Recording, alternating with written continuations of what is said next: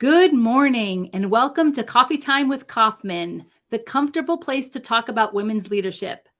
This is a pre-recorded interview with Dr. Mimi Tam as we discuss women's leadership. Hi, Mimi. Hi, Maria. How are you? I am so good and so happy to be with you here today. Likewise. Dr. Mimi Tam has over 35 years of experience in the telecom, engineering, and protocol space. Recently, she held the role of CTO of Ericsson Wireless Office at Ericsson. She is currently the Senior Director of Engineering of the Private Cellular Network Project at Cradlepoint Ericsson. Mimi has over 25 years participating in standards bodies such as ITUT, ETSI, IEEE, IETF, WiMax Forum, and more. Mimi is a senior member and past president of the Society of Women's Engineers. Dr. Mimi Tam is a visionary, and she is a woman with influence on the prioritization of North American research, development, and deployment of 6G. But before we get into discussing women's leadership with Mimi, my name is Maria Kauffman, and today I am drinking some vitamin water. What are you drinking, Mimi? Nothing at the moment, but I've been drinking coffee throughout the day, just to compensate. I don't think I have enough sleep for the last couple of nights, but I'm good. Sounds like things have been busy for you. Yep, not that much busier than most people, I suppose. It's just average, I think. Oh. Well, Mimi, tell us, how did you get into engineering, or what were your earliest memories of math and science? So there wasn't a specific moment where I made a decision that, oh, okay, I'm going to join this profession or let me focus on math and science. Really, that wasn't such kind of a moment or short period even. For me, it's quite natural that I pursue perhaps this line of work. Because I guess my university training was in physics and computer science, and I sort of like both subjects. And my first job was in this arena, telecom, wireless, and then it just went from there. So I guess it's just a way to earn a living, and I grew to love it. Yeah. Absolutely. So as you were getting through high school and deciding on what college to go to and what studies or what, what degree to pursue, what do you remember about that time? Yeah, there was not too much of a struggle in terms of, oh, what major to go in. My parents had a say, of course.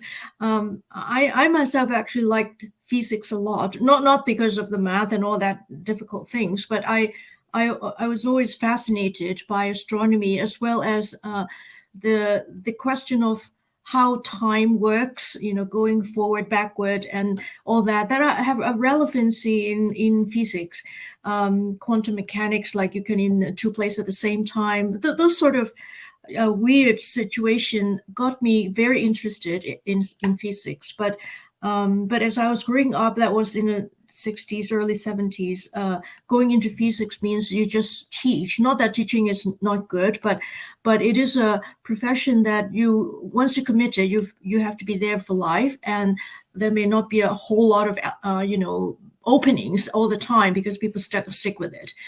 So my parents advised that maybe you should go into a profession where there are a lot more opportunities, like computer science, where computers at that time was really proliferating.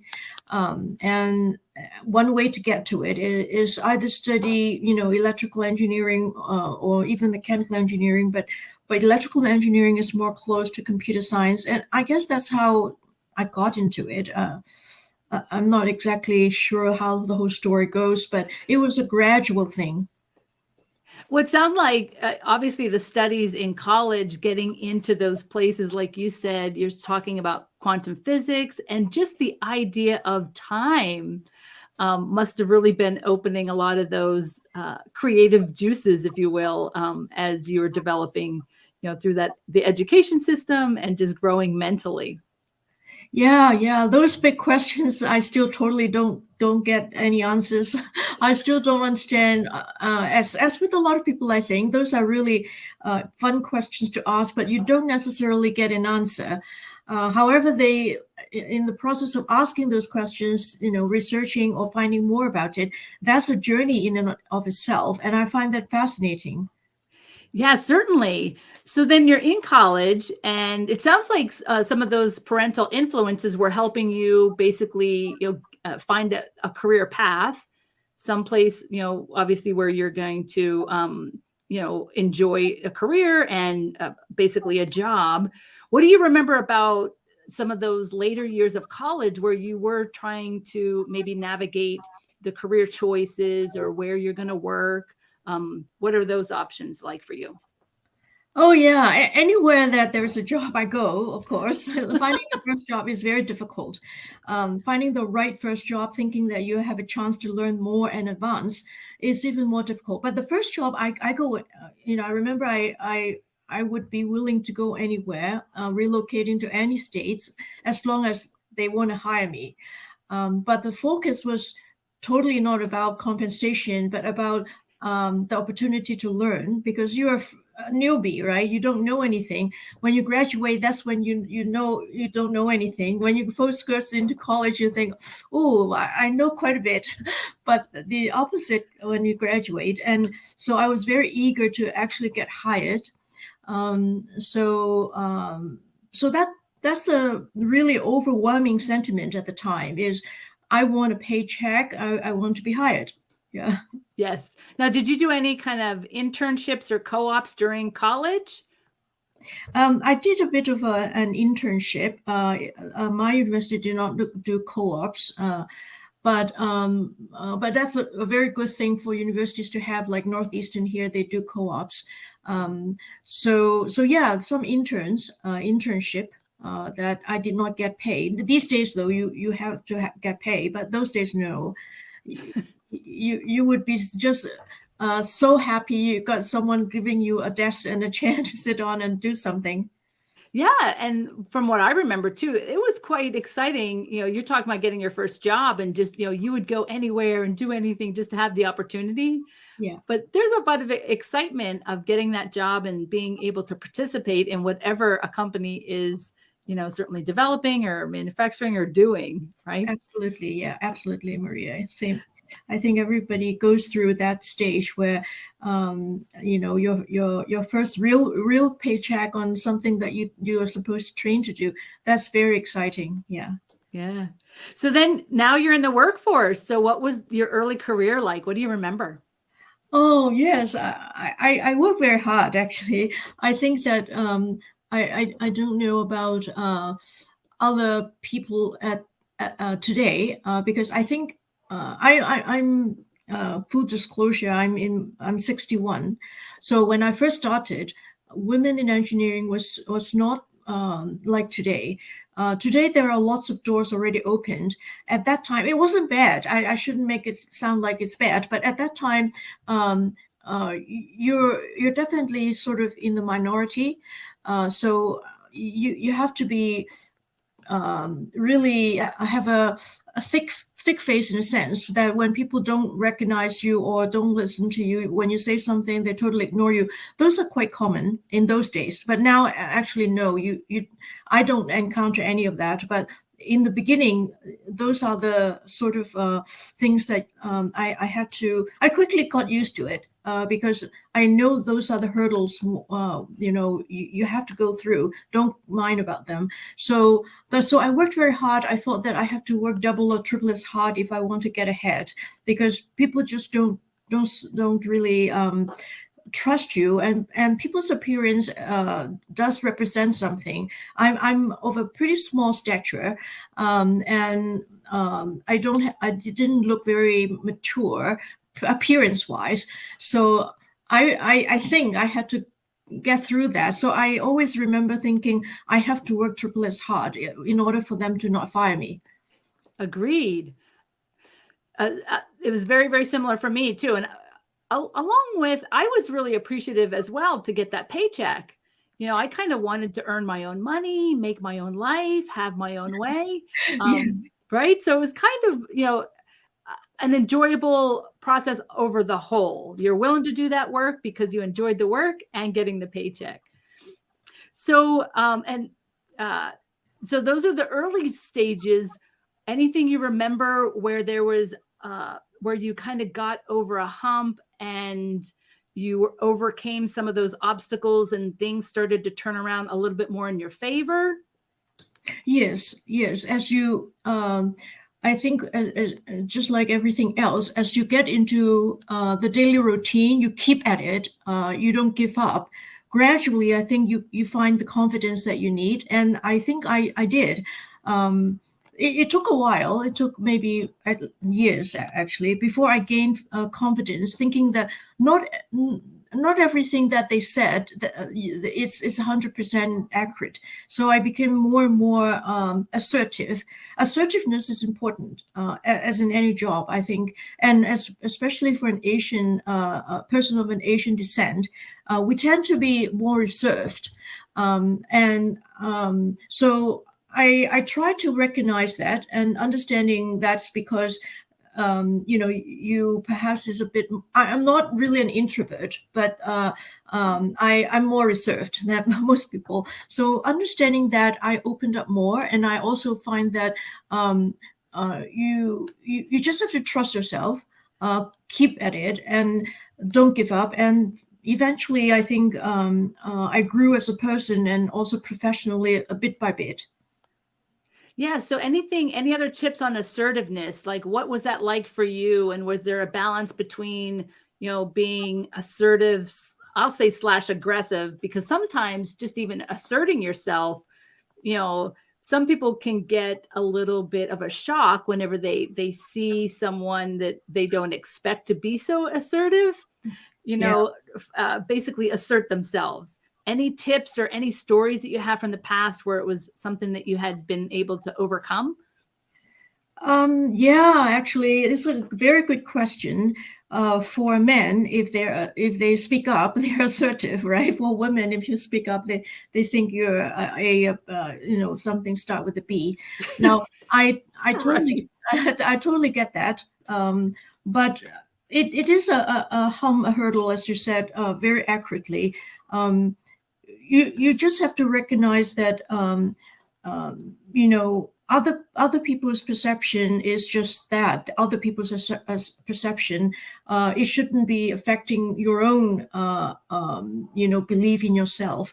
So the one thing that I learned is that whether I'm happy or sad or depressed or what have you, really comes from internal my internal doing. If I do not allow myself to be affected by outside influence, whether I got a praise and I'm really happy, I got a criticism and I got depressed the whole evening, that really it would not work. So I try to sort of making sure that my own emotion is not really affected by events that much.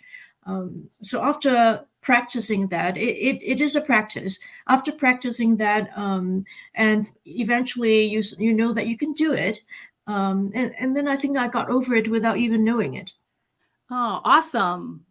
So is there any practices that you recommend or something that works for you to get to that inner strength?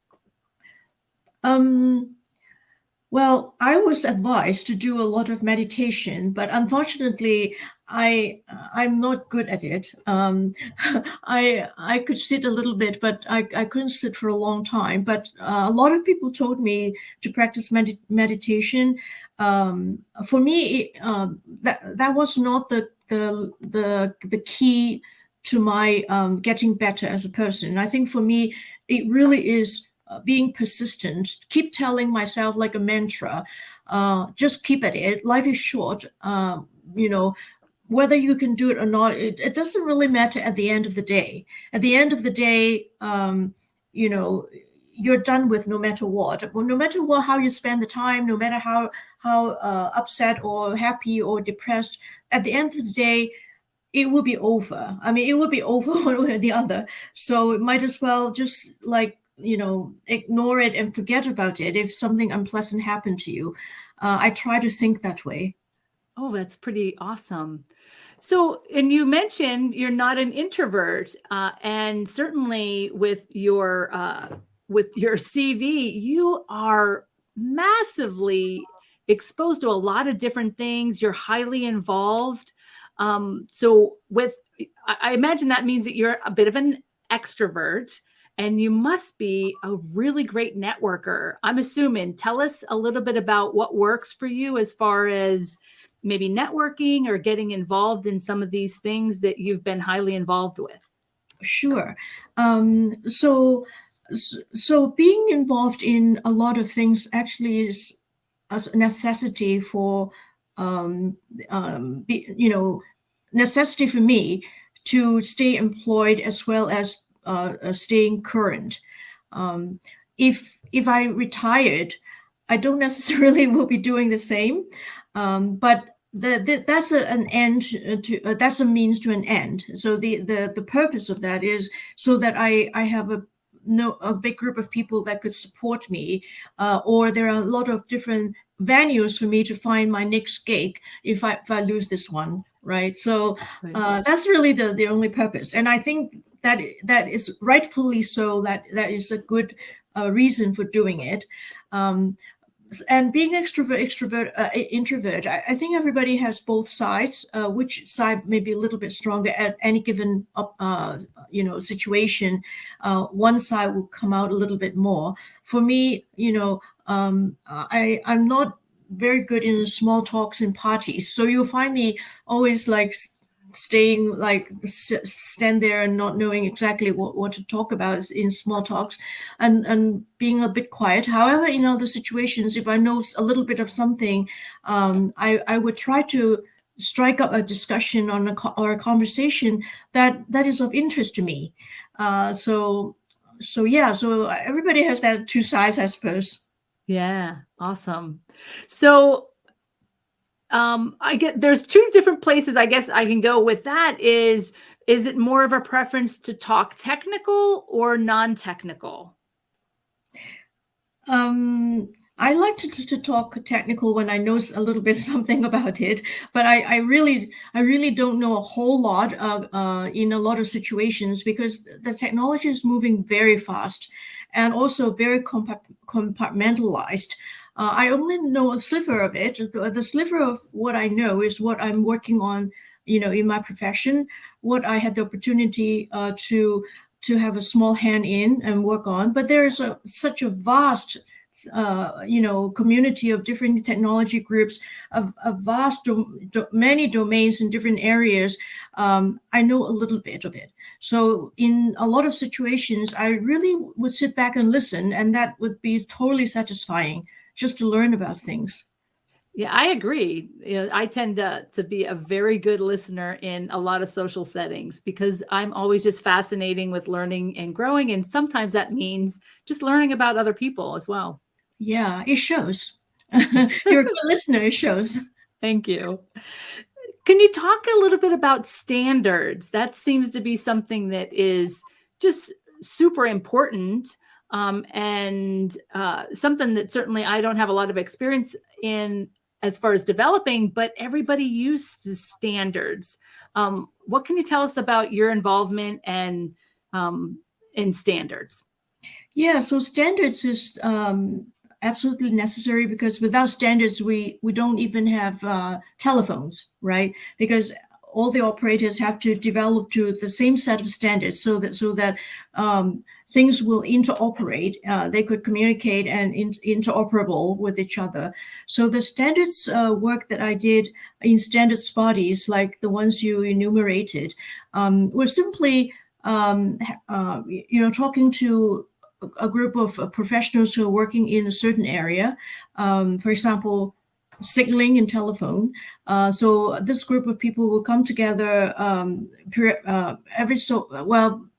a scheduled time and talk about how we want something to work. And as a group, how much can we come to a consensus in doing something? So actually people who have worked in standards, they are pretty good in conflict management, because a lot of times you see that they represent, each people in the standards bodies represent their own interests, their own company, who have maybe filed a lot of different patents, and they want to do things a certain way because they filed those patents. They want to do it according to what they already have done. But other operators or other people, they also have an opinion. So a lot of times there may be conflicts, and you just have to sit back, listen to all sides, and then try to resolve, any differences. That's basically what standards groups does, actually. And then they discover new things, and then they try to get consensus from a whole big crowd of people, and that's kind of interesting work too. Yeah, so this is very interesting because I think it speaks highly to leadership, being able to be comfortable with conflict resolution. So was it standards work that started your leadership path, or were you leading teams before you got into standards work? How did your leadership development roll out? That really is developed through the years. They are sort of separate, but the standards work probably helped me in understanding how I can, conflict resolution is one, and it helps me in managing projects, and sometimes people as well. The leadership, the kind of leadership required in the technology domain, I think, is a little bit different. I tend to not manage people, but projects and what they do, because all the folks that are working in projects in my team, they're very highly talented. They are professionals. They have their goals and dreams and their own opinions. They know a lot more than I do, and I have to respect every single one of them in their own expertise. So leading them is not really leading them or looking over their shoulder whatsoever. It really is managing the projects that they're working on and playing coordinator. And one important aspect of leadership is also how do you motivate them, keeping them interested in their role so that they won't quit, right? So those are the few things really to keep the morale high. Let them know that you really trust them, their ability to do their job, and constantly, recognize what they did and reward them with. Really, they only need recognition. Recognition is more than anything than giving them a gift certificate, or giving them a gold statuette. Those are not really. Recognition is the most important thing. So I guess I became a leading engineering quote unquote leader is really by doing actual work, which is a hardcore developer writing code on a daily basis for decades and decades. And then gradually you manage projects, and then from projects, you do a little bit more standards, and then you did a little more. So it's very gradual. Awesome. It sounds like a complete joy. I mean, that was a nice overview of, first of all, just personally, those building blocks. You start out doing the work, and then it does eventually grow to leading teams and managing teams. But when you talked about, basically leading teams of very, very capable and smart people, and the key there is the motivation. That sounds like such a joy to be a part of those teams. Yes, absolutely. Yeah. So keeping them as happy campers, happy troopers would be the goal. Yeah. So what motivates you? At this point, I think at this point, I just need to keep myself busy and do something that I sort of know how to do. I don't know to do anything else. Like, I'm not a biologist or help to find a cure for cancer. Those are very important work, and I don't know any of that. So I wish I do, because I actually would like to change profession and learn more about the other disciplines. But the work so it's hard. Either I give up and not get a paycheck, or keep doing it, and contribute little that I can contribute to the society before I retire. But something that I really think is fascinating, if that is, maybe I can jump onto another discipline, be to be a biologist, or a totally different venue. But I guess it's a bit too late. What motivates me to get up in the morning is really, hey, telling myself, you still can contribute some to the society. Why not get up and do it? Oh, absolutely. I think the work that you're doing is massively important. Um, what can you tell us about, you've seen such a history, and you've been a part of history as telecom has really, like, over the past 30, 40 years. What amazing time it is to be alive and to be part of that ever so changing, discipline. What can you tell me and the audience about what you've seen over that time period? Things were very different a long time ago, and now things are amazing and getting even better. Do you have any comments for the audience? Yes, amazing is the word. You described it so well. It's absolutely amazing to me. And thinking back when we did not have internet, we did not have mobile phones, right? I started out doing the POTS phone. POTS stands for plain old telephone, using, sticking a little finger in the circle and use those rotary phones to dial. Yes. I started coding circuit switches to support those rotary phones. And that's 1G. And then 2G, 2.5G, which goes into the data network. And then 3G, 4G LTE, WiMax, 5G, and then now 6G. And so I'm very lucky in terms of being able to expose to all these Gs. And when the internet came, I think people are getting really excited, because that opens up the whole world in IP, Internet Protocol. Internet Protocol is really passing data via packets rather than through a circuit switch. So that really changed the whole scene. And then from then on, we have mobility added into the telecom wireless world. So yes, the evolution has been really stunning in my opinion, because of the speed, as well as the different generations of wireless has been predictively every 10 years, or more or less every 10 years. Every G is every 10 years. And now when we come to 5G to 6G, the applications that the bandwidth and the capacity of networks can support is astounding. The metaverse that we keep talking about, holographic applications, haptic network, drones, and all the different VR, AR, XR, extended reality applications are totally really, you really have not thought of all these maybe 10 years ago. Now we have the bandwidth to support all of them and more. So it is amazing. Yeah, super amazing. Wow, you started with some 1G. That is too cool. Yes, 1G is at the landline, which people don't even use anymore. Yeah. I still have my landline, however. But Oh, do you? Yeah. yeah. Interesting. So, what can you tell us about what you've seen also then, in those early years? You kind of talked about how you may have been the only woman around. Things are not the same anymore either. Technology has changed. Also, the representation, of women in engineering has changed. What does it look like now relative to what it was a couple decades ago? I think today there are a lot more women in the science and mathematics, physics, and all those different quote unquote technology related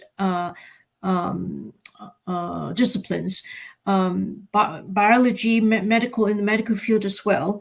There are more and more women getting into these fields. And the reason is, I think they have more opportunities presented to them. They are hired more and more. So I would say we are all standing on the shoulders of giants. A lot of people open doors for us. And because of the previous generations, I think we can only get better and better. So I think I mentioned to you last time when we talked about what I heard from my niece, University of Washington. She's working now, but years ago she was in the aerospace major. There were more than 70% were women, and it's amazing. Men, according to her, in the University of Washington, there are statistics that they show, is that men actually is not as prolific in the science field. I don't know if that's still the case, but that goes to show, I think the pendulum is swinging, back and forth. We're not really, the pendulum is still swinging, so it hasn't stopped in this particular spot, which is a good thing. And women also recognize that they can do it. They can do it, and people allow them to do it. So it's terrific what I'm seeing today. It is certainly terrific. That was very interesting statistics to hear, and to know that, yeah, like things are changing. I love your perspective too on the pendulum. It is kind of like something, it doesn't stop. It just kind of keeps going. You ebb and flow as, life and life just flows. So really Yeah, cool to hear. indeed. Is there anything that you may have done, looking back, is there any words of wisdom or any advice that you'd want to impart on others to help, maybe overcome obstacles a little bit easier, quicker, and to pave the way for the next generation? I'm not sure I have anything, that would be extra helpful. I think I would say things more on the cliche area. Actually, I'm sure everybody knows about it, but it does help sometimes hear it from time to time, perhaps from other people.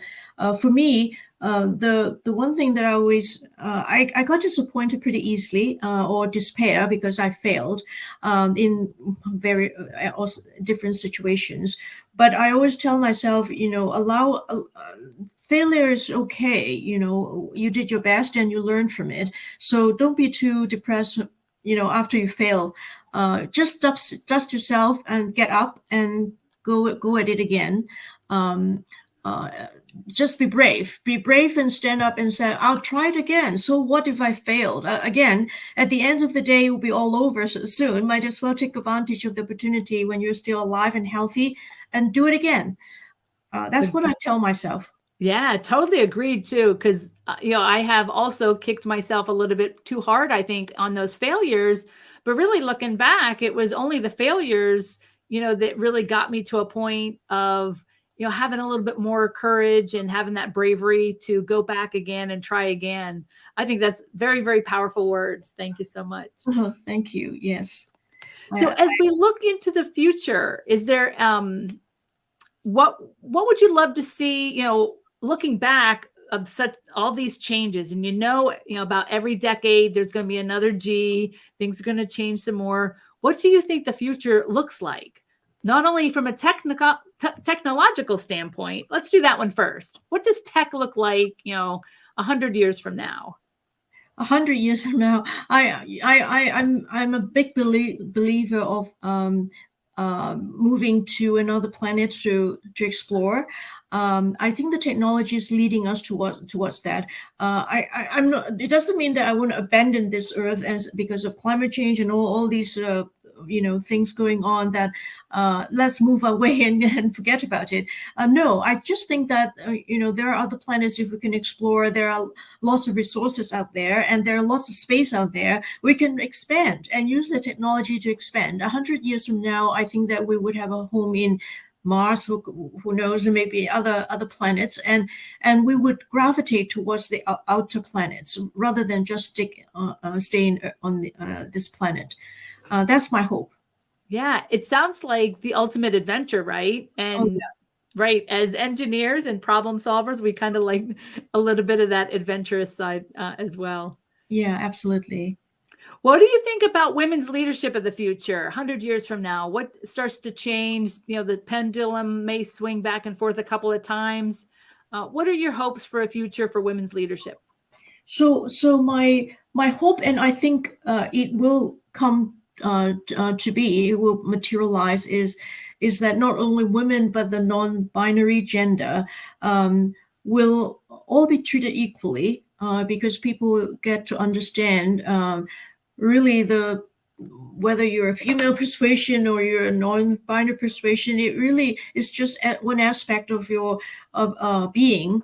It should not determine anything else, and it is slow to be recognized by a lot of other countries.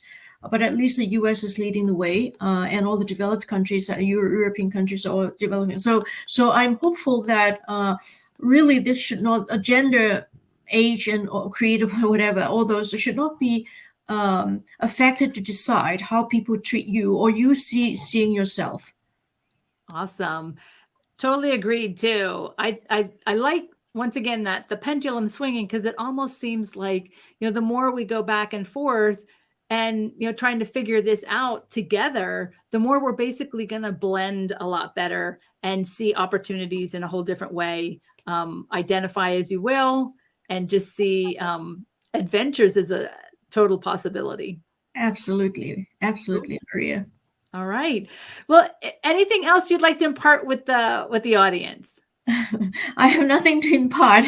I had fun talking with you, and I just hope that whoever's listening, there's a really exciting world out there waiting for you to explore, and always do something exciting that you love, and be happy.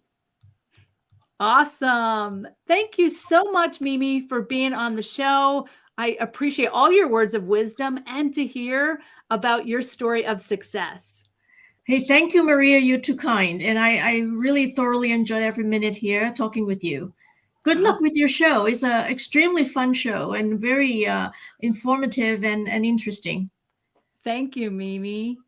Coffee Time with Kauffman is the comfortable place to discuss women's leadership, because I am on a mission to help the world discover the truth about what women are capable of. For more conversations about women's leadership, follow me on LinkedIn or subscribe on YouTube. Have a great week. Enjoy your adventures and journey responsibly.